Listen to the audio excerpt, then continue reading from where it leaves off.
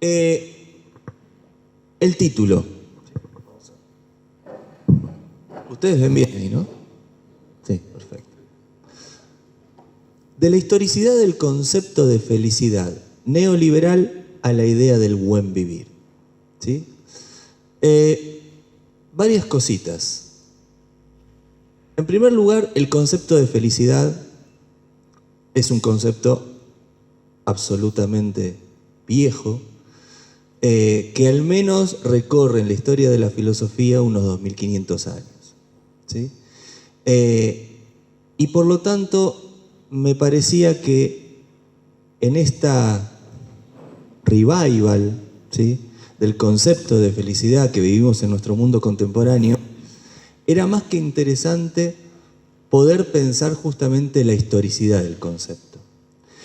La idea del buen vivir es una idea, una palabra, un significante que comienza a recorrer sobre todo nuestras tierras en América Latina hace un buen tiempo, y que en mucho se parece, pero también al mismo tiempo en mucho se separa de la historicidad y del presente del concepto de felicidad. Por lo tanto, un poco la propuesta es esa. En primer lugar, tratar de plantear un recorrido de esa historia del concepto de felicidad para ver qué de todo ese recorrido ha sobrevivido en nuestro mundo contemporáneo y en particular en nuestro contexto neoliberal, para después poder hacer o plantear la comparación con el concepto del buen vivir. ¿Sí? Esto es, en realidad, como surge todo. ¿Sí? Voy a leerlo. Esto es verdad, digo, me ocurrió auténticamente, me acuerdo viendo la tele, ¿no? Era una entrevista, una de las primeras entrevistas que le hacían al presidente, estaba como muy contento, como en estas conferencias de prensa, ¿no? Creo que creía que estaba en la Casa Blanca, no en la Rosada. Bueno, y dice, y lo que yo sueño es que tengamos, perdón, el contexto, si recuerdan, era el tema de si había ñoquis, no, que bueno, que gente que no trabaja y cobra. Lo recorté porque si no iba a ser eterno. Dice, y lo que yo sueño es que tengamos una Argentina donde cada uno de nosotros encuentre la manera y el lugar donde ser feliz. Lo que ustedes hacen, lo hacen porque es una vocación. Se refiere a los periodistas, ¿sí? Porque los hace sentir que aportan, los hace sentir dignos e íntegros. Y yo quiero que cada argentino esté orgulloso de su trabajo. Este país puede dar oportunidad de trabajo a todos para que podamos crecer. Entonces, lo que estoy proponiéndoles es que creamos en nosotros mismos, que merecemos, que podemos vivir mejor, que somos mucho más de los que nos han dejado ser. Es de enero de este año. Algunas palabras claves que en numerosísimas oportunidades viene repitiendo. No, a ver, pongo esta figura como un símbolo simplemente de algo que claramente está habitando nuestro mundo contemporáneo, ¿no? Un regreso del concepto de felicidad, y ahora voy a tratar después de explicar por qué estoy hablando de un regreso, ¿sí? Claramente el concepto del progreso en torno no solo a una industrialización, sino al progreso posible de una propia subjetividad, la idea de un vivir mejor, ¿sí? Una ética del trabajo utilitarista no ilustrada. Acá también hay una diferencia que al menos vamos a tratar de hacer en este recorrido histórico. La idea del orgullo, la idea de la vocación, de la dignidad, de la integridad y del aporte justamente de todo eso subjetivo al progreso colectivo, ¿no? Y algo también, un concepto que incluso está en el propio Freire, incluso resignificado, que es la idea del ser más, ¿no? De tender todo el tiempo a ser más. Son palabras que, si prestamos atención, sobrevuelan permanentemente nuestro mundo contemporáneo, no solo en la Argentina, me refiero a lo que podríamos denominar esta occidentalización. Pero sí, digo, ¿por qué así surgió todo? Porque realmente en esos momentos, en este enero, donde estaba entre asombrado, enojado en lo particular, cuando escucho esta reminiscencia, el concepto de felicidad y la reiteración permanente, me llamó poderosísimamente la atención, ¿no? Es decir, cómo muchas de las frases, enunciaciones, están prácticamente copiadas, casi como si alguien desde algún lugar del más allá dictara letra, ¿no?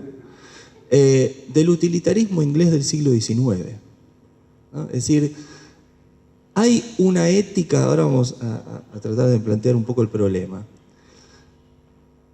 Claramente la hipótesis de trabajo, ¿sí?, es que, como acá lo estoy planteando un poco, en nuestro mundo contemporáneo y el eclecticismo filosófico. Esto también me parece que es importante aclararlo. Nuestro mundo contemporáneo tiene una característica que no todos los tiempos de la historia han tenido, ¿no? Y una de esas características es que nosotros vivimos un eclecticismo filosófico importante, sumamente rico, me parece que también sumamente interesante. Algunos ven esto peyorativamente y lo acusan de un relativismo, otros ven en esto una apertura a una discursividad prácticamente infinita. Más allá de cómo se ha adjetivado, me parece que sí es un dato histórico importante de nuestro mundo contemporáneo. Pongamos un ejemplo contrario simplemente. Si uno vivía en el siglo IX, en lo que hoy sería el territorio francés, no vivía un eclecticismo filosófico tan rico como el nuestro, ¿sí?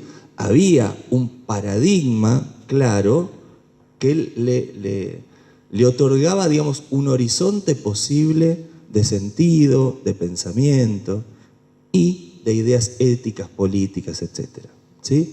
Es decir, creo que esta es una de las características filosóficas contemporáneas más importantes. Insisto, el eclecticismo del cual que padecemos y o disfrutamos, ¿no?, también al mismo tiempo. Otro concepto importante es la historicidad de los conceptos en la vivencia cotidiana, ¿no?, la dificultad de la originalidad. Es decir, esto es algo que a cualquiera que se le ocurra en algún momento anotarse en una carrera de filosofía o algún otro afín, le va a ocurrir, ¿no? Es decir, aquello que creía, que pensé aquella noche y que a nadie se le había ocurrido, bueno, ya se le había ocurrido a otro, ¿no? Pero que además, en este contexto de nuestro eclecticismo, digamos, se potencia aún más, ¿no? Es decir, nosotros vivimos rodeados permanentemente por muchos discursos filosóficos que han recorrido distintos momentos de la historia. Por eso la convivencia ecléctica de conceptos filosóficos, la novedad de nuestro mundo contemporáneo, ¿no? Y esto es importante. Cuando uno piensa en la historia de la filosofía, uno puede verlo como historia, pero también puede verlo en este contexto ecléctico como presente. Es decir, ver la historia de la filosofía podría ser, en esta hipótesis, comprender cómo están estructurados nuestros discursos en un acto casi, digamos, psicoanalítico, ¿no?, socialmente hablando, ¿sí? Entonces, los diversos modos de ser feliz y el triunfo de la felicidad neoliberal sería un poco el planteo, digamos, de toda esta charla.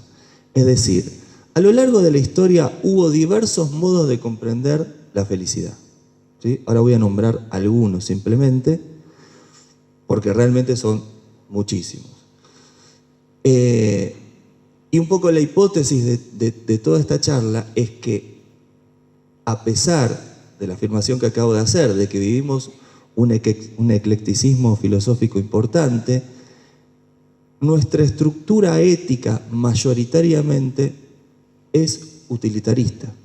Es decir, hay un triunfo del concepto de felicidad neoliberal, liberal. Lo de neo podemos dejarlo para después, a ver si es tan neo o no, ¿no? Y por último, digamos, la idea del buen vivir, ¿no? Una propuesta en construcción, que insisto, si bien vamos a ver que tiene que ver con cuestiones pretéritas, es decir, con cuestiones de un pasado ancestral, la categoría, al mismo tiempo me parece que es un concepto realmente en construcción, que como vamos a tratar de pensar después, corre también los riesgos de la occidentalización, es decir, de pegarse demasiado a veces a las estructuras conocidas por el mundo occidental. ¿Sí? Bueno, vamos a tratar de empezar a circunscribir los términos, ¿no? A definir los términos. Y esto lo va a decir ya Aristóteles en el siglo III antes de Cristo. Hay algo en lo que todos estamos de acuerdo, en que todos buscamos lo mismo, ¿no? ¿Y qué buscamos? Bueno, ser feliz. Suena muy ñoño, pero creo que podríamos estar de acuerdo. Y a partir de ahí, justamente eso lo escribe Aristóteles en la Ética Nicomaquea, es decir, en aquel texto fundante de lo que nosotros vamos a conocer como la tradición ética. El concepto de felicidad quedó intrínsecamente ligado al concepto de la ética y a la tradición ética. ¿Sí? ¿Por qué puse ahí un recorrido de la eudemonía a la felicidad liberal? Bueno, eudemonía quiere decir felicidad en griego, ¿sí? Y claramente, voy a citar nada más que dos autores, Aristóteles y Epicuro, para no hacer todo el derrotero de la historia occidental, pero claramente hay una tradición cualitativamente distinta en el concepto antiguo y medieval de la felicidad que en la reinterpretación moderna del concepto, sobre todo a partir de la irrupción del utilitarismo, que sería, digamos, la ética que se construye a partir del liberalismo económico del siglo XIX. ¿Sí? Entonces, los momentos eudemonistas y los momentos deontológicos es algo que también vamos a tratar de plantear. Eudemonistas, como decía, viene del término felicidad. Deontología, deon, viene del concepto de deber, y es algo que vamos a hacer referencia en un autor particular del siglo XVIII, que es Kant. Ahora, esto es simplemente unos títulos. Entonces, la felicidad liberal y el empobrecimiento conceptual es otro de los temas que me parece que es absolutamente relevante subrayarlo como algo que también vamos a tratar de desarrollar. Bueno, hagamos un poquito entonces de historia. Como les decía, en su Ética Nicomaquea, Aristóteles de alguna manera funda lo que nosotros conocemos el derrotero de la ética occidental, ¿no? Y allí plantea, ¿no?, la vida virtuosa como camino a la felicidad. Es decir, vamos a tratar de traducir también a nuestro lenguaje cotidiano algunas cuestiones. A partir de Aristóteles y hasta el siglo XIII, siglo XIV, si uno le preguntase a cualquier, digamos, persona por qué ¿por qué portarse bien? ¿Por qué ser un buen tipo? ¿Por qué ser una buena persona? ¿Por qué ser un virtuoso? Que sería una terminología más propia de la época. Bueno, la respuesta era para ser feliz. ¿Sí? Como dice Aristóteles, claro, dependía, variaba muchísimo qué entendíamos por felicidad. ¿Sí? Pero en algo estaban de acuerdo, ¿sí? En que la idea de la bondad estaba ligada a la idea de la felicidad. ¿Sí? La idea de la virtud estaba ligada entonces a la idea de la felicidad. Ahora, en el caso de Aristóteles hay un agregado más, que tiene que ver con la relación entre la felicidad, como puse acá, la intelectualidad. Es decir, para Aristóteles, en una posición bastante elitista desde el punto de vista intelectual, él consideraba que el camino virtuoso en donde nosotros analizamos las acciones en relación a los demás, lo que nosotros denominaríamos ética, es un camino necesario, pero no suficiente. Dicho de otra manera, si sos un buen tipo con los demás, podés llegar a ser feliz, pero con eso no te alcanza. ¿Sí? Daba algunos, diríamos hoy, tips, ¿no? Bueno, cómo uno puede conducirse, ¿sí?, con los demás para construirse en una persona virtuosa. Bueno, tener la habitualidad de los buenos actos, ¿no? Con que haga una buena acción un día no alcanza. Aristóteles tenía una obsesión con el término medio, la idea del frónimos, o sea, del hombre prudente, del hombre equilibrado, ¿sí?, de no caer en los excesos, no caer en los vicios, en los extremos. Y, insisto, faltaba un paso más. Ese paso más tenía que ver con la capacidad intelectual de poder contemplar los primeros principios, a lo cual claramente él consideraba que no todos podían tener acceso a ello. Sin embargo, consideraba al mismo tiempo absolutamente necesario que todos atraviesen el camino del virtuosismo, ¿sí?, el camino de la virtud. Y esto es muy interesante cuando uno liga la ética con la política, o cuando uno piensa la ética con la política en el mundo de la antigüedad, en el mundo de la polis. Es decir, la felicidad individual y la felicidad de la polis son una y la misma cosa, o al menos son dos caras de la misma moneda, ¿sí? Es decir, Aristóteles todavía vive en el siglo III, en el, si se quiere, derrumbamiento de la vieja polis y la construcción de la megapolis que estaba construyendo Alejandro.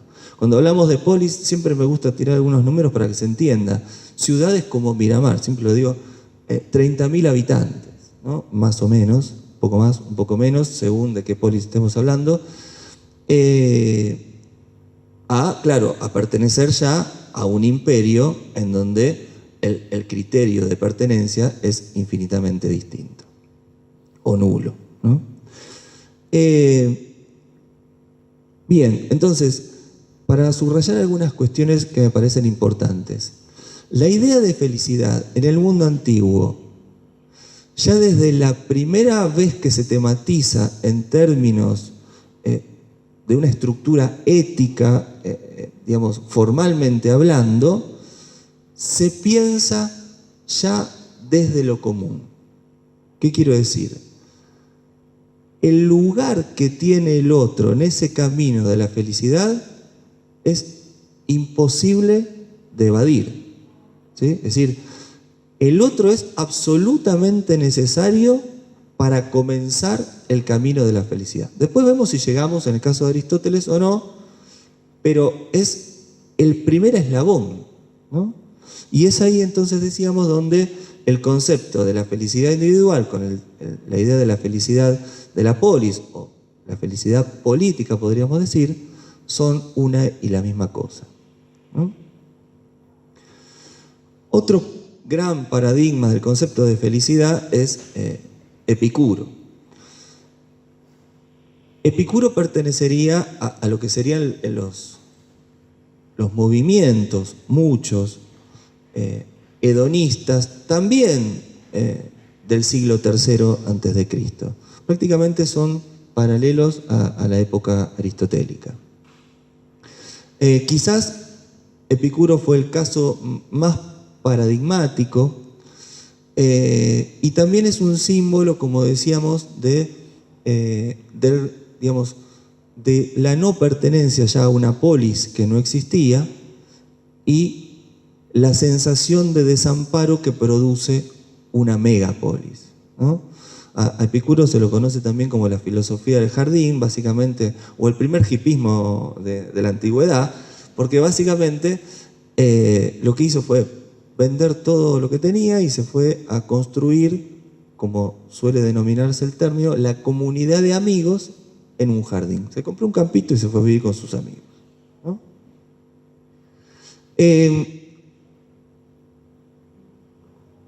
Digamos, a la inversa de Aristóteles, Epicuro va a definir a la felicidad como placer, ¿sí? La felicidad es directamente proporcional al placer.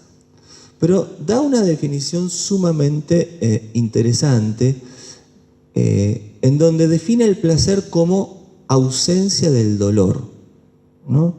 Un concepto muy clásico de Epicuro era la ataraxia, ¿no? Que tiene que ver con la imperturbabilidad. O sea, que nada me afecte, ¿sí? Es decir, si hay algo a lo que le tenía terror Epicuro, ¿no? En su carta a Meneceo es muy vivaz, todos sus textos, ¿no? Es esto, el terror al dolor. Entonces, la identificación del placer como ausencia del dolor. Por lo tanto, estamos hablando de un concepto de felicidad que no es directamente, como suele entenderse mayoritariamente hoy en día, la realización del deseo, sino mucho más la garantía de la ausencia del dolor, ¿sí? Por eso también en sus placeres Epicuro recomendaba también, paradójicamente, al igual que Aristóteles, la prudencia, pero no por las mismas razones que las recomendaba Aristóteles. Es decir, bueno, nos gusta comer a todos, bienvenido a los placeres mundanos, comamos, bebamos, pero si comemos mucho nos duele la panza y si bebemos mucho, después nos va a doler la cabeza al día siguiente, ¿no? Es decir, la idea de la prudencia, ¿sí? Pero por justamente el terror al dolor. Por supuesto estamos hablando de épocas desde la cuestión corporal, ¿no? Me refiero a los problemas de salud, ¿no? Que también había tenido Epicuro, y los contextos sociales muy bélicos, ¿no? En donde la presencia del dolor era un tema absolutamente importantísimo. Se lo llama también las filosofías del retiro, ¿no? Es decir, me voy con los míos a un lugar a ser feliz. Me separo de la polis, me separo de la sociedad, porque es la sociedad lo que me está, entre otras cosas, causando dolor, ¿no? Y algo importantísimo en Epicuro es el concepto, digamos, como decíamos al principio, de comunidad de amigos. ¿Por qué? Bueno, porque es la noción de lo común importantísima en el hedonismo de la antigüedad. ¿Por qué no se fue solo? Se podría haber comprado el campo e irse solo, ¿no? Bueno, pero dentro de los placeres, intentó también hacer una pequeña escala de los placeres, decía, el placer de los placeres, él lo encontraba justamente en la amistad, ¿no? ¿Por qué? Porque es aquel placer que puede apaciguar todo tipo de dolor, corporal y no corporal. Por ejemplo, recomendaba tener una sexualidad absolutamente libre, pero nunca enamorarse. ¿Por qué? Porque podés salir herido, ¿no? Es decir, era una obsesión que tenía, ¿sí? Con el tema. Pero la comunidad de amigos para él pasa a ser, algunos dicen que es la primera utopía de la historia, ¿no?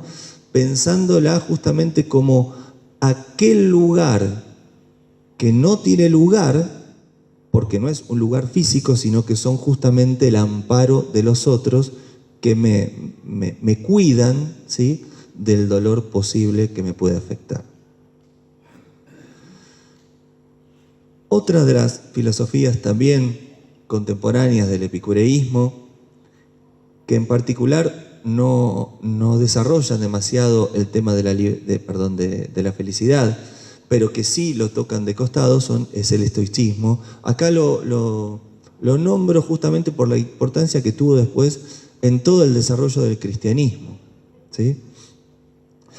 Bueno, Para los estoicos todo había surgido de una gran conflagración, de un fuego primordial, y por lo tanto en el alma del hombre, ¿no?, estaba allí viva la llama de esa conflagración universal. Hay todo un lenguaje muy estoico que uno lo identifica más con el cristianismo, pero es anterior, ¿sí? Algunos dicen, bueno, que la figura de Cristo justamente era muy estoica, ¿no? Los estoicos son muy conocidos justamente por la tematización de la libertad más que de la felicidad, ¿no? ¿Por qué? Porque entienden que la libertad, y esto va a tener que ver con la felicidad, no tiene que ver tanto con justamente la realización del deseo, ni con la elección de una acción u otra, sino con la comprensión del destino, ¿no?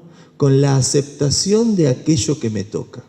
Por eso un estoico podía ser esclavo o un legionario, ¿no? Es decir, por eso también, si bien son filosofías griegas, han sido sumamente desarrolladas por el mundo romano, ¿no? Entonces, la idea de la felicidad acá está ligada justamente a esto, a la comprensión del destino. ¿Por qué lo nombro también? Porque acá también aparece la idea de lo común, ¿sí? Aparecía en Aristóteles, aparecía en el hedonismo, en particular en Epicuro, pero también en el mundo estoico. Y es decir, la idea de que la comprensión de ese destino que uno lo encuentra en el alma de cada uno, ¿no?, tiene que ver con un sentido común universal que tendríamos todos. La imagen del estoico es aquella persona que está encarcelada y se siente libre porque la libertad para él justamente está en la interioridad, en la comprensión de su propia alma, ¿no?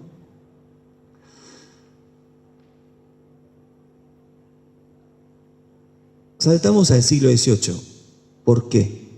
Bueno, toda la etapa, digamos, propia del catolicismo hasta el siglo XIII, en términos filosóficos, estuvo atravesado sobre todo del siglo IV hasta el siglo XIII por el platonismo. Son, digamos, si me escucha un teólogo se va a enojar, pero serían versiones del platonismo, ¿no?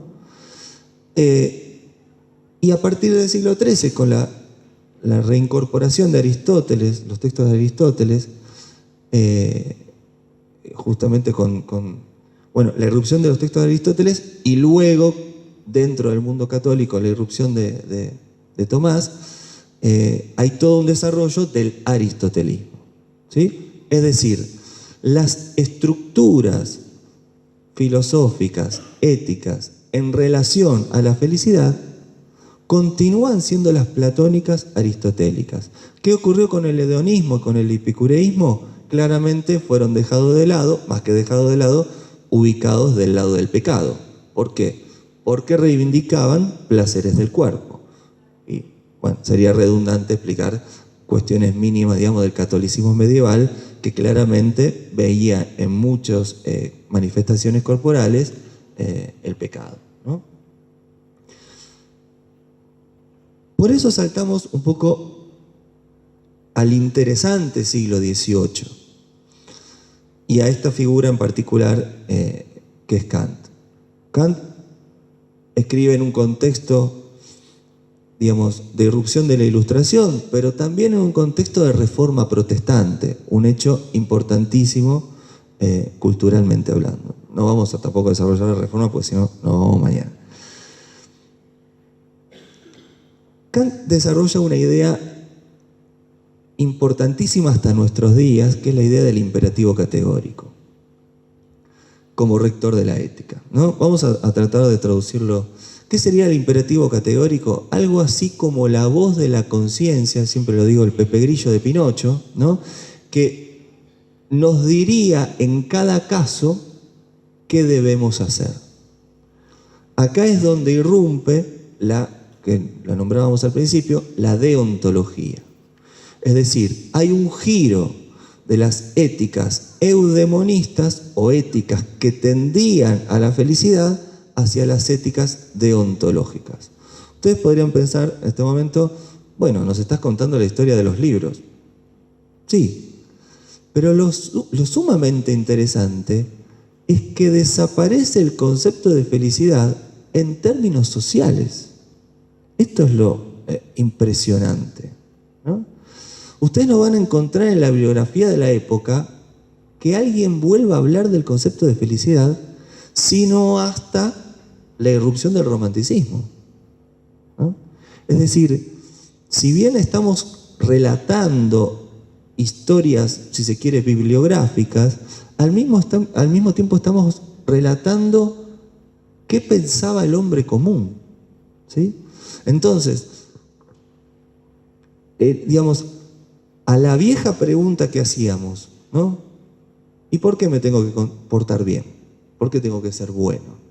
Bueno, la respuesta de Kant es: dejemos de lado los conceptos de bueno y malo, empecemos a hablar de lo correcto y lo incorrecto, y olvidémonos de la felicidad, porque buscar la felicidad nos puede llevar a acciones incorrectas. Hagamos lo que debemos hacer, ¿no? Un breve paréntesis: así nace la escuela, ¿no? A la escuela, que nace en esta época y bajo esta impronta, es decir, siglo XVIII, Ilustración, Kant, nadie viene a la escuela a ser feliz, ¿no? O al menos hasta hace unos días no era la idea. Justamente yo creo que una de las crisis más fundamentales de la educación es esta. Es decir, se nos cayó el modelo ilustrado y no sabemos cómo sostener aquello que nos gustaba del modelo ilustrado y cómo incorporar aquello nuevo y digamos, dejar de lado aquello que no nos gustaba, ¿no? Ahora, claramente del siglo XVIII hasta hace unos 2 días, 3 o 20 años, a la escuela nadie iba a ser feliz, ¿no? Te decían, bueno, a la escuela vas a aprender cosas y vas a aprender lo que se debe hacer, lo correcto, ¿no? Hacerte un buen ciudadano, una persona de bien, etc. Por lo tanto, esto quería subrayar, ¿no? Es decir, desaparece la idea de felicidad como meta de la vida individual, ¿no? Y por supuesto que tiene muchísimo que ver el protestantismo en esto. Insisto, no me voy a meter ahí, pero más allá de Kant, ¿no? Pero creo que el efecto más importante es el efecto sociológico, ¿sí? Y individual, en lo más profundo de cada uno como búsqueda, ¿no? Kant también inaugura algo importantísimo que tiene que ver con el contraste que vamos a hacer ahora después con respecto al utilitarismo, que es lo que se llaman las éticas de la intencionalidad, ¿no? Es decir, para Kant lo que se va a juzgar de un acto es si la intención que tuviste, ¿sí? Bueno, el famoso ejemplo del ahogado, lo cuento rápido. Hay una persona que se está ahogando, dice Kant, ¿no? Bueno, primera opción, la persona, yo le debo plata. Moraleja, dejo que se ahogue. Un acto incorrecto. Bien. Segunda opción, la persona que se está ahogando me debe plata. Me arrojo a salvarlo porque quiero cobrar. Acto incorrecto. Pero acá agrega algo Kant. Dice, además, acá median lo que él llama las inclinaciones. O sea, yo tengo un interés, tengo una emoción, tengo una pasión, un interés propio por el cual hice eso. Y Kant propone dejar de lado todo tipo de emocionalidad y toda búsqueda de felicidad posible, ¿sí? Tercer ejemplo, la persona que se está ahogando es mi hermano y entonces me arrojo a salvarlo porque lo quiero mucho. Bueno, a eso Kant lo llama una acción neutra desde el punto de vista ético. Dice, es dementi, como dicen los chicos, ¿no? No vale, ¿no? ¿Por qué? Porque esa sería una acción, ¿no? En donde yo accioné justamente por mi interés personal, por mi amor, ¿sí? Y no porque consideré que se estaba ahogando simplemente una persona, que sería el cuarto ejemplo. Entonces, acá puse la ética de la intencionalidad y de los fines, ¿no? Es decir, la idea de Kant es quien, digamos, inventa la idea de dignidad humana secularizada, ¿no? Es decir, el otro siempre debe ser un fin en sí mismo y nunca un medio. Y la acción mía será juzgada según mi intención. Esto lo usamos hasta en el partido de fútbol. ¿Fue mano, penal o no? Según si quiso parar la pelota o no, ¿sí? Es decir, insisto, estos son textos, algunos muy complejos, pero que terminan traduciéndose en la vida cotidiana y los hacemos absolutamente propios, ¿no? Y digo, como gran moraleja, ¿no? Esto que decía, el abandono del paradigma de la felicidad. ¿Hasta qué momento? Hasta la irrupción justamente del utilitarismo. ¿De qué siglo estamos hablando? Siglo XIX, quizás el más importante de los autores, John Stuart Mill, nació en 1806, es decir, bien propio siglo XIX, en un contexto donde se está inventando y se está produciendo justamente lo que nosotros hoy conocemos como liberalismo inglés. Aclaro lo de inglés porque no es el liberalismo francés más político, es mucho más económico, ¿sí? No es Rousseau, por poner un ejemplo, ¿sí? Estamos hablando de autores como Locke, ¿sí? Hobbes. Una característica del utilitarismo, y esta es muy importante, pero muy importante. Cito a Nietzsche, ¿no? En el crepúsculo de los ídolos. Nietzsche se espantaba de la claridad ofensiva de Mill, ¿no? Una característica que tuvo toda la filosofía inglesa, el empirismo, en su versión de filosofía política, en su versión más ética, es que han sido absolutamente claros y accesibles. ¿Esto es bueno o es malo? No sé, pero sí fue muy potente, ¿sí? Potente en términos sociales. Para leer a Hegel es necesario una vida entera dedicárselo a un solo libro. Para leer a John Stuart Mill, lo doy a Rodo ahora que está subiendo, y bueno, Rodo, Ángel, y creo que lo pueden entender, ¿sí? Es decir, insisto, esto no estoy adjetivando como bueno o malo, ni estoy haciendo un acto de justamente de valoración de la intelectualidad por sí misma, no. Y tampoco creo que lo confuso en sí mismo es profundo. Me parece que puede haber cosas absolutamente claras que sean profundas y viceversa. Pero sí lo que estoy subrayando es que la claridad y la accesibilidad que han tenido los textos utilitaristas, en particular, aunque toda la filosofía inglesa, ha sido sumamente potente a la hora de las relecturas, por ejemplo, hoy contemporáneas, ¿no? Esto, y un poco la hipótesis que ahora voy a tratar de desarrollar, ¿no? Creo que de todos los modelos de felicidad que ha pensado Occidente, claramente nosotros convivimos mayoritariamente con el concepto de felicidad utilitarista que ahora voy a tratar de describir brevemente.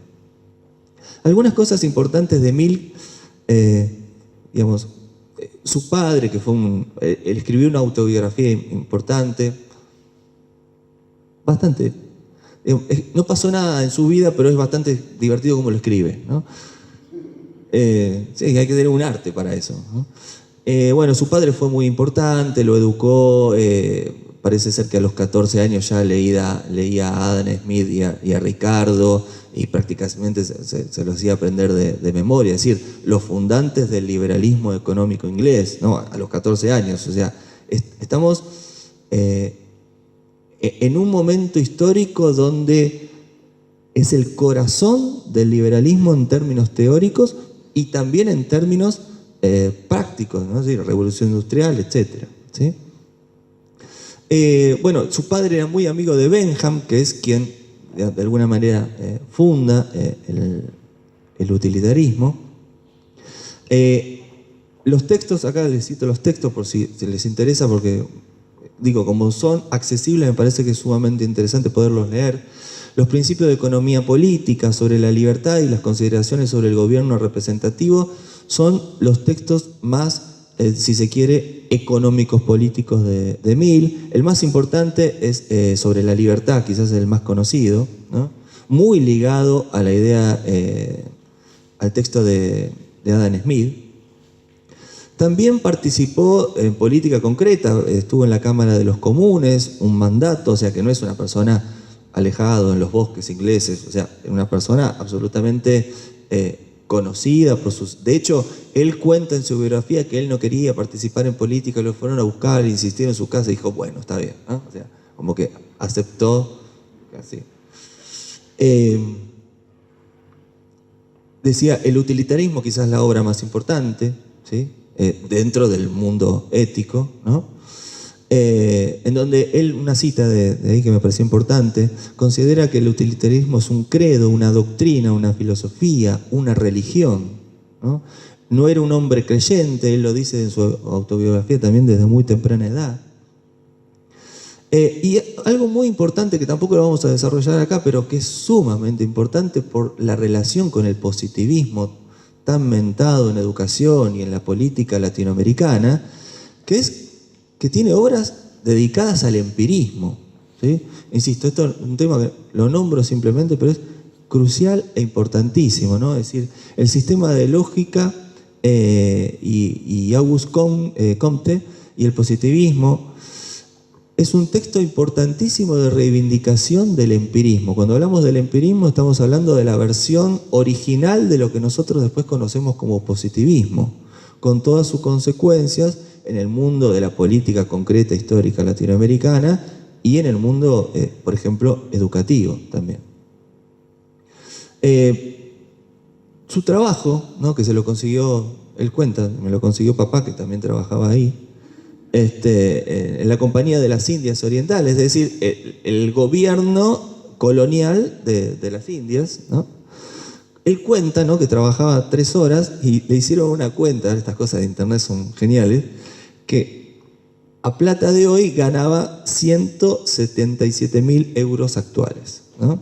Más propiedades, digo. Quiero decir, ¿esto por qué lo puse? Es exactamente la misma época en que Marx vive y escribe El Capital, en el mismo lugar, claro, en otro barrio, ¿no? Marx se le mueren 3 hijos por causa muy relacionadas a la miseria, ¿no? Realmente tuvo una vida en ese sentido trágica, ¿no? Vivía en el barrio irlandés, o sea, básicamente con los que no querían los ingleses, ¿no?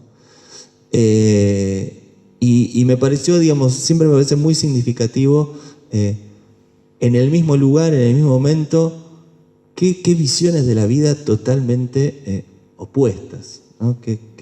Bueno, qué vidas distintas, qué situaciones distintas, pero además qué idearios, ¿sí?, acerca de la sociedad y de la subjetividad tan opuestas.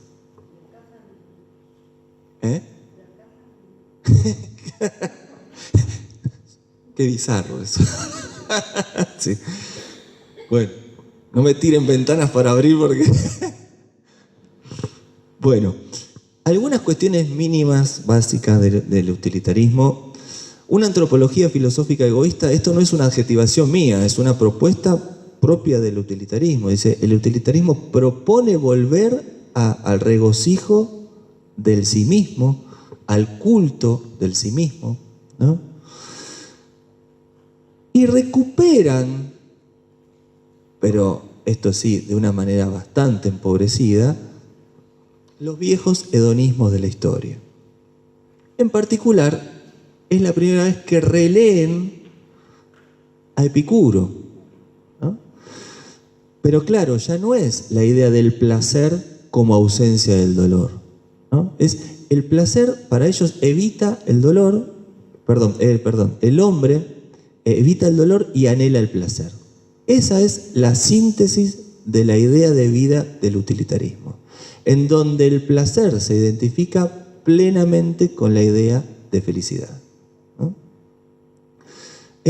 Algo sumamente importante es cómo resignifican la vieja idea de la racionalidad ilustrada. Para ellos va a ser cálculo. ¿Sí?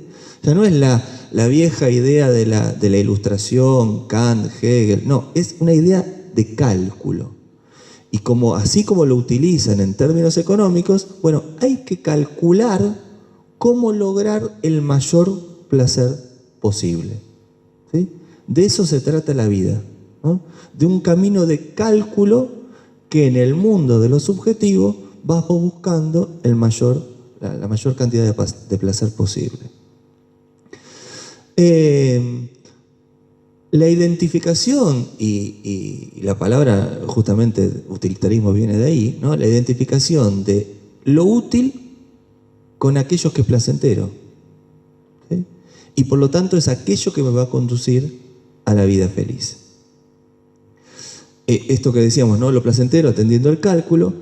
Y esto también es muy importante, sobre todo para pensar otras filosofías del siglo XX, por ejemplo, como el existencialismo. La elección siempre es directamente proporcional a dicho cálculo. O sea, yo tengo que elegir mis acciones en función solo, exclusivamente, de ese cálculo en búsqueda del placer. ¿Sí? Acá todavía los otros no aparecieron, ¿no? No son un tema. Acá es donde aparecen, porque se plantea el utilitarismo, no como una psicología, sino justamente como una ética, ¿no? Una cita justamente del texto, ¿no? Del utilitarismo. Dice, una acción será moralmente buena cuando proporcione el mayor placer al mayor número de personas. ¿Sí? Volvemos a la idea de cálculo, a la idea de cantidad y a la idea de placer. Pero claro, acá empieza a haber una tensión entre el principio del placer egoísta y la idea de lo común. ¿Sí? Porque supuestamente la máxima era que yo busque mi mayor placer posible. Bueno, ¿cuáles son los 3 argumentos por los cuales el utilitarismo resuelve, supuestamente, esta tensión entre la búsqueda del placer individual y el placer colectivo? Dice, el placer que me brinda el placer del otro. Y digamos lo mismo con respecto al dolor. Hay un presupuesto que a mí me brinda placer, el placer del otro. Cualquiera que haya cursado 2 materias de psicología puede saber que existen los perversos, ¿no? Digo, me parece que como argumento quedó un poco viejo del siglo XIX. Pero digo, se sigue reutilizando, ¿eh? Si prestamos atención a los discursos actuales del presente, contemporáneos, van a escuchar, ¿no? No sé. Acciones jóvenes solidarios de tal cosa. No, es que yo lo hago porque me causa un placer inmenso el placer del otro. O sea, son frases absolutamente conocidas por todos nosotros. Un poco la intención de esta charla es reconocer de dónde nace eso. Que cuando digo eso, soy utilitarista. Si soy utilitarista, soy liberal. Es como extraño, ¿no? Bueno. Segundo argumento, el principio egoísta del placer me impide infringir la ley por temor a que ella me imprima dolor. O sea, es negativa la cuestión, ¿no? Bueno, no hago aquello que, digamos, me corro del límite porque por ahí, ¿no? Caigo en la comisaría y el muchacho que cayó conmigo es más feo y más malo que yo, qué sé yo, ¿no? Es decir, claramente lo que es, digamos, una idea de libertad, incluso negativa, importantísima, ¿sí? Tercer argumento, el principio egoísta del placer me dicta la conveniencia de la cooperación con los demás a fin de garantizar un placer a largo plazo. Me conviene hacerle bien a los demás porque es casi un negocio, un business, ¿no? Estos son los principios del utilitarismo. Esto está dicho sin culpa, juro que no adjetivé nada, o sea, por ahí adjetivo con el rostro, pero no en las palabras. Y esto es sumamente interesante. Digo, el utilitarismo, una ética de medios y consecuencias. Por eso quise ponerlo a Kant. Porque Kant era la ética de la intencionalidad y de los fines. Acá estamos hablando de una ética que mide las acciones por las consecuencias de la acción y que prevé la posibilidad total, absoluta, de que el otro sea un medio, porque lo que tenemos que calcular son placeres propios y colectivos. ¿Sí? Hay un ejemplo muy digamos, simbólico que se da siempre. Un utilitarista éticamente, por ejemplo, avalaría la tortura de un enemigo. El malvado musulmán ha puesto una bomba en un jardín de infantes. Bueno, torturémoslo para que los niños no exploten, ¿no? Es decir, esto estaría avalado éticamente por el concepto, ¿sí?, utilitarista. Porque en ningún momento se habla de que el otro pueda ser concebido como un medio, como un fin. Sino es más, se propone que el otro sea un medio para mi propio placer, ¿no? Y esta cuestión de las consecuencias también, ¿no? Es decir, la acción se mide según la consecuencia que me da a mi placer. La medida de la acción, digamos, la medida de cómo se juzga la acción tiene que ver con mi placer en última instancia. ¿Sí? Entonces, la idea de la felicidad general, ¿sí?, aparece como, 1, libertad en la búsqueda de la felicidad personal. Esto sería, digamos, uno de los tópicos, mandatos absolutos, muy propio, obviamente, ligado al liberalismo, ¿no? Priorizar la idea de libertad por encima de cualquier otra conceptualización. Sí, en este caso, yo diría peor, no solo económica, digamos, sino porque va más allá, ¿no? Es una libertad en busca de placer propio, en donde el otro y el bien del otro, en todo caso, aparecen como consecuencia de mi propio bien, ¿no? Y en segundo lugar, el cálculo en función del mayor placer para el mayor número de personas. Esa sería la idea, ¿no?, del concepto de felicidad general. Por eso ponía esto de ética de los medios y no de los fines, y ética consecuencialista y no intencionalista. Estas dos citas las copié porque me parece que son muy citadas en nuestra vida cotidiana y no sabemos que son liberales. Compórtate con los demás como quieres que los demás se comporten contigo. No porque, digamos, es lo contrario a Kant, ¿no? Kant diría, es necesario que debamos hacer lo que tenemos que hacer porque es correcto, porque el otro es un fin en sí mismo, no porque me conviene, ¿no? Pero esto lo escuchamos a diario en nosotros mismos, en nuestros vecinos, amigos, medios de comunicación, etc. Y la segunda, ¿no? Tu libertad termina donde comienza la del otro. Bueno, desde que era chiquito en Neustadt en adelante le escuché, no sé, hasta la señorita de segundo grado en adelante, ¿sí? Bueno, estos conceptos son liberales, claramente. Están en el manual del liberalismo del siglo XIX y se repiten muchas veces desde lugares ingenuamente opuestos al liberalismo. Esto es lo que, digamos, me resultaba interesante subrayar de la historicidad del concepto, ¿no? Es decir, me parece que estos dos ejemplos, estas dos citas, son un poco la síntesis de un poco la propuesta. Es decir, no estamos hablando de historia de la ética, estamos hablando de cómo hablamos nosotros, cómo juzgamos las acciones de los demás, qué le proponemos a los otros, ¿no? Y esto también es importantísimo. ¿Cómo estoy con el tiempo?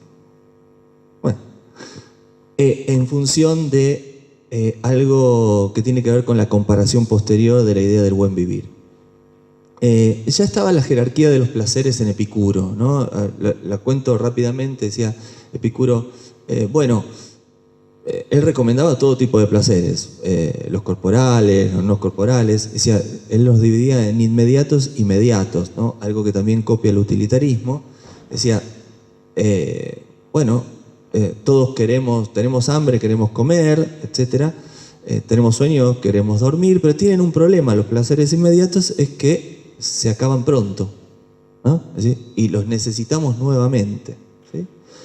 En cambio, los placeres inmediatos tienen el problema los placeres mediatos tienen el problema que tardamos, ¿sí? en incorporarlos, pero tienen una durabilidad en el tiempo importantísima. Para él, el placer de los placeres mediados era la amistad, ¿no? Como habíamos dicho.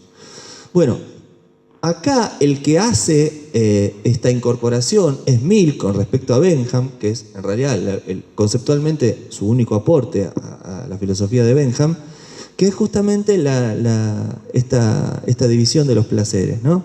En donde también había placeres mediatos e inmediatos, ¿no? En donde los placeres mediatos tienen que ver con los seres superiores, que pueden ser, y esto es importantísimo, verdaderamente felices, ¿no? Que tienen un proyecto, un futuro, que ven el progreso, que piensan su vida en función de un proyecto de vida. Recordemos a Mauricio, ¿no? Que era la cita que inspiró todo esto. Es decir, la idea de que el placer de los placeres está en la construcción mediata del proyecto de vida, ¿sí? En términos de placer, claramente. Y también estaban en estos placeres mediatos todo lo que nosotros denominaríamos la alta cultura, ¿sí? La contemplación de la música, la cuestión más bibliográfica, pictórica, el arte, la estética, etc. Y dice, hay gente, ¿no? Que serían la plebe, ¿no? Que solo pueden ser personas contentas, que no logran esa felicidad plena. ¿Por qué? Porque se dedican a los placeres inmediatos, ¿no? Comen choripán, ¿no? Y ya está, ¿sí? Es decir, esto está en el manual del liberalismo, insisto, ¿no? O sea, porque es mucho más viejo que nuestra propia historia. O bueno, estaban haciendo en paralelo, pero llegaba un poco tarde, digamos, ¿no? Porque está buena la relación con nuestra historia. Cuando esto se está escribiendo y cuando Marx al mismo tiempo está escribiendo lo que está escribiendo, Sarmiento en el 37 está escribiendo el Facundo creyendo que está inventando el romanticismo en el Río de la Plata. O sea, en ese sentido, vienen un siglo atrás, por decirlo de alguna manera, aquellos intelectuales latinoamericanos que se proponen a sí mismos como los mentores culturales e idéticos, digamos, de nuestro contexto, ¿no? No voy a hablar más de Sarmiento. Bueno, el buen vivir o sumac causae, nunca, mi quechua es básico. Además, ustedes saben que no es una lengua escrita, digamos, sino que era oral, ¿no? Bueno, sería una otra cosmovisión que nace y se desarrolla por fuera de la tradición occidental. Esto es algo muy importante porque, digamos, básicamente intenta justamente desde el nombre recuperar una idea que viene de siglos y de las culturas y de las filosofías precolombinas, ¿sí? Es decir, en principio no estaría relacionada, justamente por los siglos, ¿no?, que tiene, con la cultura occidental. Sería algo que nace en paralelo, ¿sí? Aunque por supuesto, bueno, después de la colonización, ¿no?, se empieza a cruzar. Bueno, acá puse un modo de vivir, ¿sí?, que en la historia fue negado o asimilado como, esto es importante, aquello que es necesario superar. Ahora vamos a tratar de dar algunas características de por qué, ¿no? Pero vale la reminiscencia a Sarmiento, el mejor símbolo de todo esto es Sarmiento, es decir, todo lo que simbolizaba aquella cultura precolombina, bueno, era aquello que había que superar claramente, porque, sí.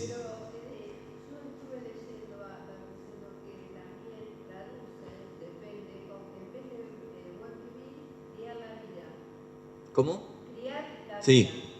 Digamos, que la traducción, digamos, porque tiene muchas acepciones y también están haciendo epistemologías diferentes de acuerdo a la concepción que tenga de la traducción. ¿sí? Por eso, aclaraba al principio, estamos hablando de algo que está realmente en construcción, o mejor dicho, en reconstrucción, ¿no? Porque tiene que ver con una recuperación, ¿sí? Una cosmovisión que por primera vez en la historia, en ciertas culturas, se propone debatir la hegemonía cultural, la importancia de los relatos. Ahora voy a explicar esto por qué.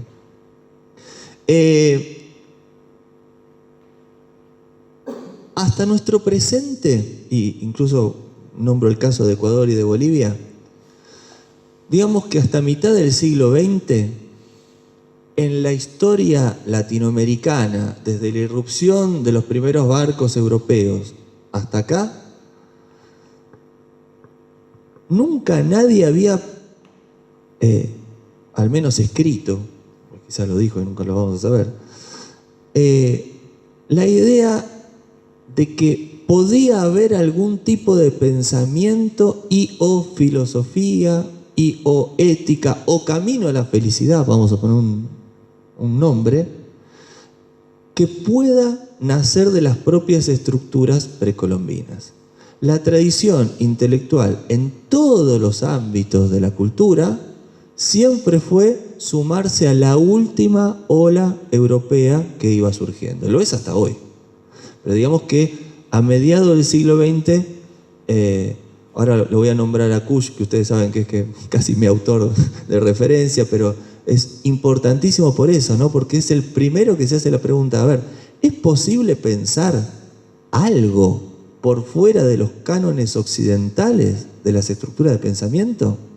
Esa sola pregunta vale 1.000.000, ¿no? Porque abre un horizonte problemático absolutamente infinito, ¿no? Acá puse la importancia de los relatos y el caso de Bolivia y de Ecuador. ¿Por qué? Porque todo esto del buen vivir empieza a reconstruirse como un relato que se va reconstruyendo y construyendo al mismo tiempo, y que muchos desestiman justamente porque es un relato. Además, en esta última década hemos escuchado la palabra relato como si fuera una adjetivación negativa. Esto es un relato como si fuese algo que nunca es llevado a cabo en la realidad. Pero eso es un desconocimiento profundo de cómo se ha dado la historia en general, no de América ni de Occidente. Los relatos son relatos siempre primero, y luego muchas veces suelen materializarse. Ejemplo, la ilustración, la escuela. ¿No? Es decir, desde cuando se imaginó el concepto de escolaridad, que era un relato, hasta que hoy mandamos todos los chicos a la escuela, pasaron 2 siglos. ¿Sí? Yo creo, esta es una posición muy personal y es debatible también, pero creo en la fuerza de los relatos. Me parece que los relatos pueden ser algo importantísimo, no solo en el presente, sino justamente a largo plazo, ¿no? Cuando pensamos en el más allá del día a día. El buen vivir, digamos, una expresión, esto también me parece importante subrayarlo, una expresión contemporánea y globalizada de una cosmovisión milenaria. Los problemas de su occidentalización es un poco lo que decía al principio, ¿no? Si uno, ahora vuelven a casa y googlean un poquito, van a ver que hay de todo. Está la onda New Age, los aprendidos saumerios, el buen vivir, ¿no? O sea, hay una, si se quiere, occidentalización, así como ha ocurrido con el mundo oriental, ¿no? Hago taekwondo, prendo el mismo saumerio y no sé, soy kung fu, ¿no?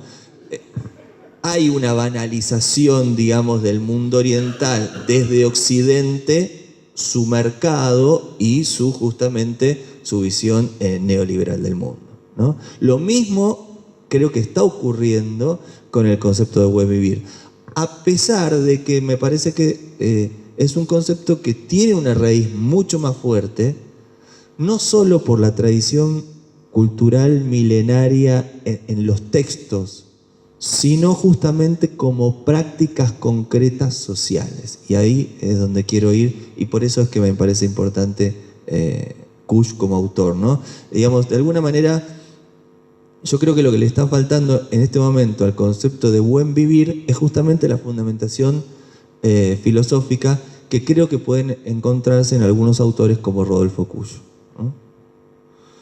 Que si bien es argentino, en realidad es mucho más latinoamericano que argentino. De hecho, lo conocen en todos lados, menos acá, ¿no? Porque justamente habla de una tradición cultural que en nuestro país no tenemos demasiado arraigada en las manifestaciones culturales concretas, pero sí en otros países, desde México hasta nosotros, ¿no? Bueno, algunas, esto es un Cuyo en 2 minutos, ¿no? Pero simplemente mi idea es mostrar el contraste, justamente, no solo con el utilitarismo, sino con toda la tradición occidental. Es decir, con toda la tradición del concepto de felicidad. O dicho de otros modos, ¿qué tiene que ver en el fondo con esto? Como la vieja pregunta de Aristóteles. ¿Qué buscamos? Decía Aristóteles. Buscamos la felicidad. Todos queremos lo mismo. Bueno, parece que había culturas que no. Y esto es interesantísimo. Parece ser que Occidente creyó durante 2500 años que todos buscamos la felicidad. Pero había otras culturas que buscaban otra cosa que no tenían que ver con el concepto de lo absoluto de la felicidad, ¿no? Y esto me parece sumamente interesante. Algunas ideas contrapuestas, ¿sí? La idea de la subjetividad y el mundo. Bueno, que esto sí está muy subrayado en las ideas del buen vivir actuales, ¿no? La idea de comprender al mundo como un otro vivo, ¿no? Y no como una otredad inerte, ¿sí? Kush separa el mundo del estar, digamos, del mundo precolombino, del mundo del ser, lo identifica con la idea de la tradición occidental. Dice, el sujeto del ser ve al mundo, se imagina un patio de los objetos donde va poniendo las cosas, ¿sí? Las mueve a su antojo, eso para él es la libertad, ¿no? La capacidad de mover las cosas y elegir esas cosas que tiene en su patio de los objetos, ya sea concretas, abstractas, subjetivas, propias, ¿no? Mientras que la subjetividad en este mundo del estar siempre está, digamos, antropológica y ontológicamente en presencia de un otro que es infinitamente más grande. En las culturas precolombinas, el cerro, el sol, no solo es sagrado, sino que está vivo, es anterior y es más grande a él, ¿sí? Es una, si se quiere, una antropología existencial absolutamente pobre, pequeña ante la otredad que se le presenta, ¿sí? Esto es muy importante después para entender los conceptos de felicidad, ¿no? La idea de qué serían las cosas, las herramientas, los utensilios. Bueno, simplemente algo que me ayuda a sobrevivir en este mundo tan vasto, en esta naturaleza que es tan enorme en relación a mí mismo, ¿no? Un concepto importantísimo es la idea de la apertura, acá no lo puse, pero es la apertura aún a aquello que pretende negarlo. Insisto, la apertura aún a aquello que pretende negarlo, como condición existencial. Ejemplo típico, ¿no? Decía Cuyo, todos saben lo que es una pacheta, ¿no? Un conjunto de piedras al borde del camino que sería como una ofrenda a la Pachamama. Viene el español, ¿qué hace? Le pone la cruz encima. Y el indio adora esa estructura, dice Cuyo. ¿Qué adora el indio? Y lo dice así, con esas palabras, ¿no? Bien irónico. Y toda la respuesta clásica es, y se hace el tonto, adora las piedras e ignora la cruz. Dice, no, error, todo, ¿no? Es decir, tiene la capacidad de la apertura aún a aquello que lo está negando. ¿Por qué? Porque no cree en la idea de lo absoluto. Esto es importantísimo, porque es lo que siempre buscó Occidente. La idea del azar como manto general, ¿no? El azar por encima de todo tipo de razonabilidad y de certeza, lo contrario al cálculo, ¿no? Que estábamos nombrando recién. La idea de la fe y los ritos, de decir, la prolongación de la fuerza del hombre hacia una afuera, ¿sí? inscripto en una ritualidad. Puede ser, no sé, el hombre precolombino adorando al sol o el hombre popular en una cancha de fútbol, ¿sí? ¿Se entiende? No tiene que ver con una antigüedad, ¿sí? del término, sino con una manifestación presente, ¿sí?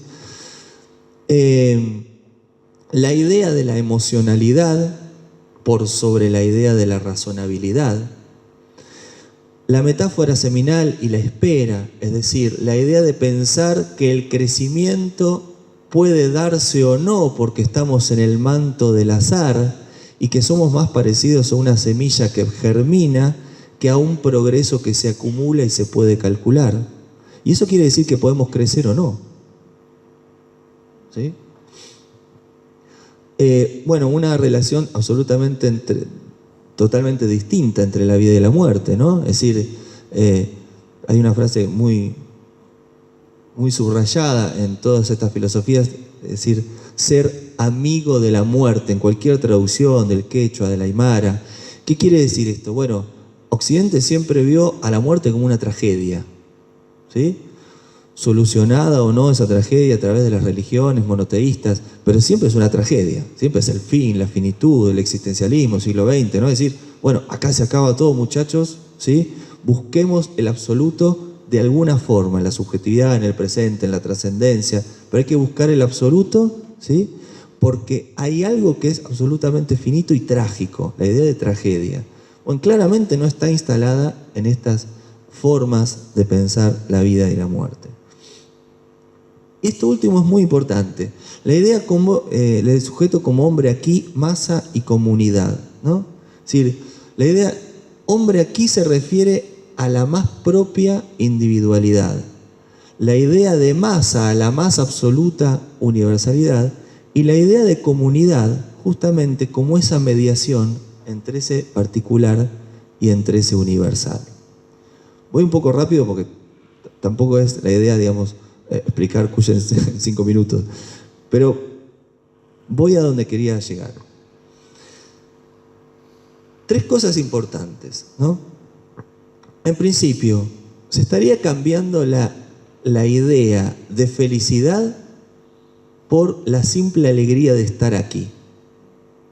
Algo así como la reivindicación de los contentos, ¿no? Diría el utilitarismo inglés, ¿no? Hay una idea que tiene que ver con el ayuno del mundo y la libertad como salvación interior, ¿no? Esto es muy ligado a no tanto a la idea de felicidad, sino a la idea de libertad, pero van de la mano. Dice, en general, la idea de libertad en Occidente siempre fue pensada como o realización del deseo, o elección, o manipulación de las cosas en este patio de los objetos. Mientras que acá la idea de libertad es poner entre paréntesis al mundo un segundo para descansar de él, ¿no? O sea, estar echado viendo una peli estúpida. O sea, descansar del mundo, ¿sí? Y algo importantísimo, quizás una de las cosas más importantes en relación al concepto de felicidad, la reivindicación del deseo mínimo, ¿no? Esto es antipsicoanalítico. Es decir, quiero poco de la vida, ¿no? Y la negación justamente del absoluto. Esta es una de las claves fundamentales en la oposición de los conceptos. Pero no solo del utilitarismo, que busca ese placer y esa vida feliz, llena de cultura, de cosas, de libertad, sino con toda la tradición occidental. Esto es muy interesante, digamos, ¿no? Y como último símbolo, ¿no? La simple alegría de estar aquí, lo llaman el ciclo del pan, la paz y el amor. Comer, estar pachorra y estar entre los que nos queremos, ¿no? Cierro un poco esto con una anécdota que Kush la describe muy bien, aparte escribe muy bien, que para mí fue una anécdota muy simbólica porque, digamos, yo vengo de una familia absolutamente gorila, ¿no? Antiperonista, digo, bien propia. Y siempre me contaba mi abuela mientras me peinaba, para ir a la escuela, me peinaba así tipo la cachetada, ¿no? Yo me tenía que quedar durito. Me contaba la anécdota del parqué, ¿no? La anécdota del parqué era, parece ser que en una de las tantas, digamos, proyectos, digamos, de peronismo, de viviendas populares, ¿no? Hay una situación en donde un camión descarga un montón de parqué, de pisos de parqué, no sé, de pinotea, esas construcciones de esa época que hasta el día de hoy son magníficas, ¿no? Y el horror, el título en el diario era "Hicieron un asado con el parqué", ¿no? Y bueno, yo me crié con esa anécdota y cuando la vi en los textos de Kusch decía, es fantástico el análisis, ¿no? Es decir, ¿qué es el parqué? Bueno, el parqué puede ser un piso sumamente estético, fino, caro, un elemento de intercambio que me permitiría, al tenerlo, lograr un estatus y justamente no solo tiene un valor de uso, sino que tiene un alto valor de cambio. Cuanto más pasa el tiempo, mejor. O puede ser madera para un asado, ¿no? Ahora, el punto clave es ¿para qué sirve el parqué? ¿No? Bueno, si nos instalamos claramente en una cosmovisión occidental, el parqué tiene una utilidad, como decíamos, en principio estética, ¿sí?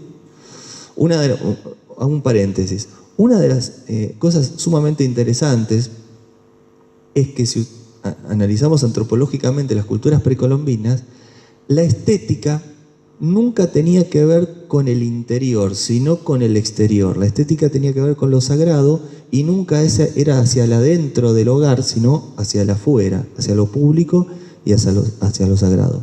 Por lo tanto, la idea de lo estético hacia lo adentro no tiene sentido, ¿sí? Entonces, dentro de una tradición occidental del concepto de vida feliz, claramente todos sabemos qué es el parqué, y lo decía el horror del título del diario.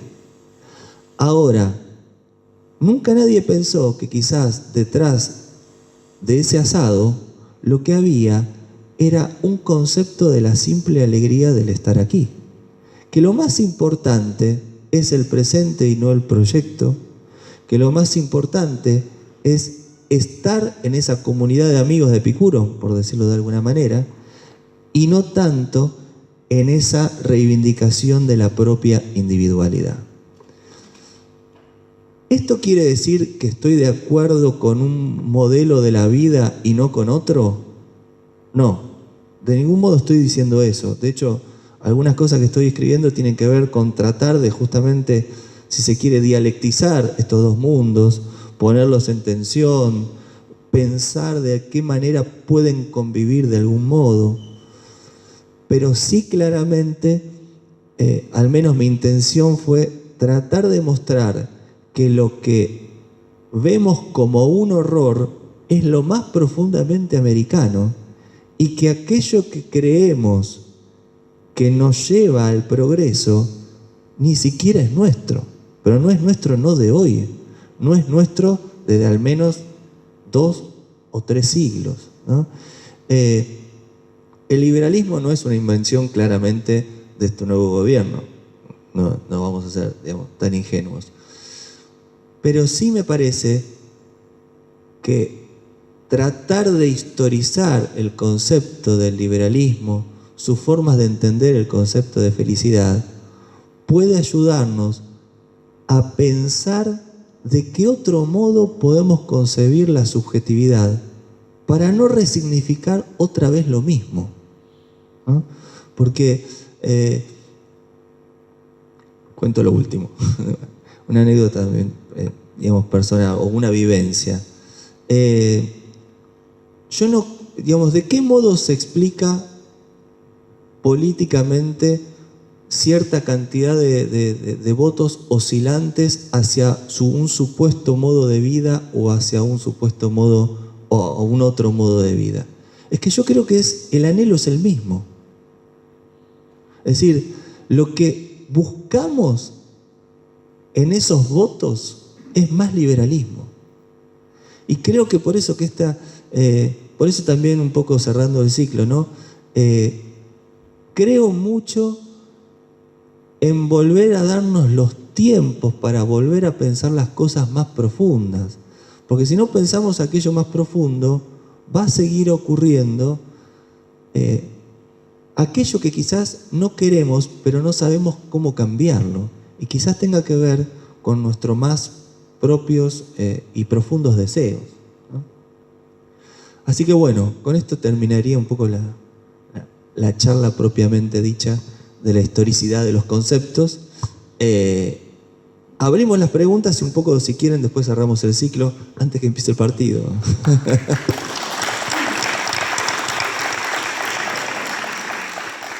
No estuve tan...